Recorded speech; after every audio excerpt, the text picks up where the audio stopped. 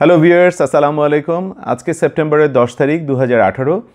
আমি এক্সপ্রেস এন্ট্রির উপরে প্রথম ভিডিওটা আপলোড করেছিলাম গত বছরের শেষের দিকে, নভেম্বর কিংবা ডিসেম্বর মাসে। তারপরে বেশ কিছু গ্যাপ ছিল।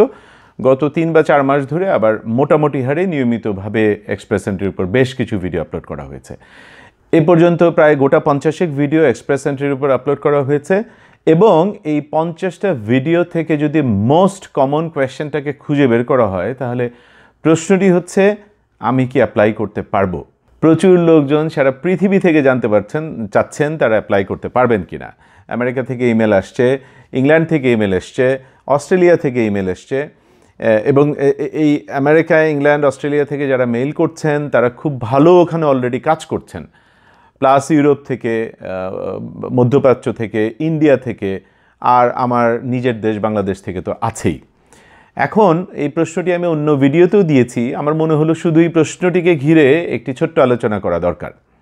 প্রথম প্রশ্নটি হচ্ছে, আপনি আবেদন করতে পারবেন কিনা, কি যোগ্যতা লাগবে আবেদন করার জন্য? উত্তরটি হলো, বাংলাদেশে যে কোনো জায়গা থেকে আপনার গ্র্যাজুয়েশন, মাস্টার্স কিংবা অনার্স মাস্টার্স করা থাকতে হবে, সাথে 2-3 বছরের কাজের অভিজ্ঞতা থাকতে হবে, ব্যবসার না, কাজের চাকরির অভিজ্ঞতা থাকতে হবে, সাথে আপনার আইএলসের একটা স্কোর আপনার সাথে থাকতে হবে এবং সাথে ব্যাংকে একটা মিনিমাম অ্যামাউন্ট থাকতে হবে, যাতে ওরা আসলে দেখতে চায় যে আপনি আসার পরে নিজেকে কমপক্ষে 1 বছর সাপোর্ট করতে পারছেন, আপনাকে চাকরির বাজারের জন্য, কিংবা আপনি যদি এন্টারপ্রেনারশিপ করেন, যা করেন এখানে, যেটা করেন সেটার জন্য নিজেকে তৈরি করার সময়টি যেন আপনাকে সাপোর্ট করতে পারেন। গভর্নমেন্ট সাপোর্টের পাশাপাশি যেন আপনার নিজের একটু ফিনান্সিয়াল সাপোর্টটা থাকে, সেই জন্য ওরা মিনিমাম একটি অ্যামাউন্ট আপনার অ্যাকাউন্টে দেখতে চায়।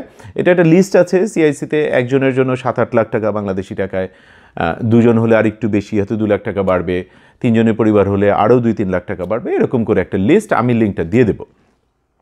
তাহলে কি দাঁড়ালো? এগুলো থাকলেই আপনি অ্যাপ্লাই করতে পারবেন।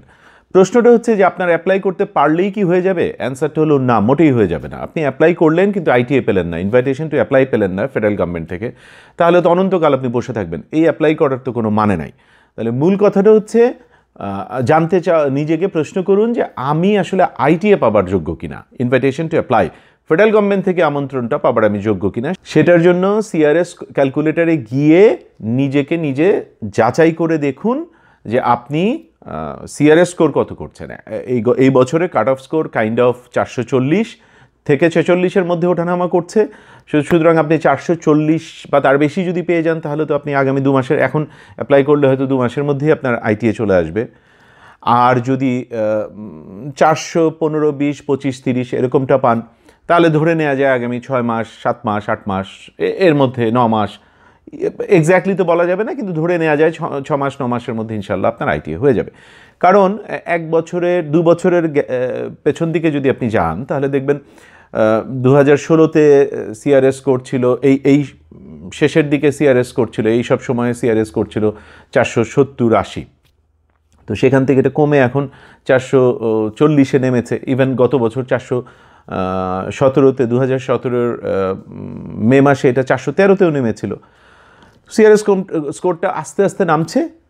এখন আপনাদের জানার বিষয় হবে, নিজে সিআরএস ক্যালকুলেটারে গিয়ে দেখেন যে আপনি আসলে এখনকার যে কাট অফ স্কোর সেটার ধারে কাছে যাচ্ছেন কিনা। যদি ধারে কাছে যান, you are good to apply. So that is the basic thing and pretty simple thing. সুতরাং আমরা আমাদের যাচাই করব, শুধু আমি অ্যাপ্লাই করতে পারি কিনা সেই নিরিখে নয়, বরং যাচাই করব যে আমি আইটিএ পাবো কিনা। এবং সেটার জন্য সিআরএস স্কোরে গিয়ে দেখব যে আমার আইটিএ স্কোরটা কত আর এখনকার কাট অফ স্কোরটা কত। এটা যদি কাছাকাছি হয়, তাহলে বোঝা যাচ্ছে যে আমি আইটিএ পাওয়ার জন্য উপযুক্ত। সুতরাং তখন আমি প্রস্তুতি নিব। That should be the idea. আশা করি এবার ব্যাপারটি পরিষ্কার হবে যারা জানতে চাচ্ছেন যে অ্যাপ্লাই করতে পারবেন কিনা। সময় দেওয়ার জন্য ধন্যবাদ। খুব শীঘ্রই আবার দেখা হচ্ছে। আসসালামু আলাইকুম।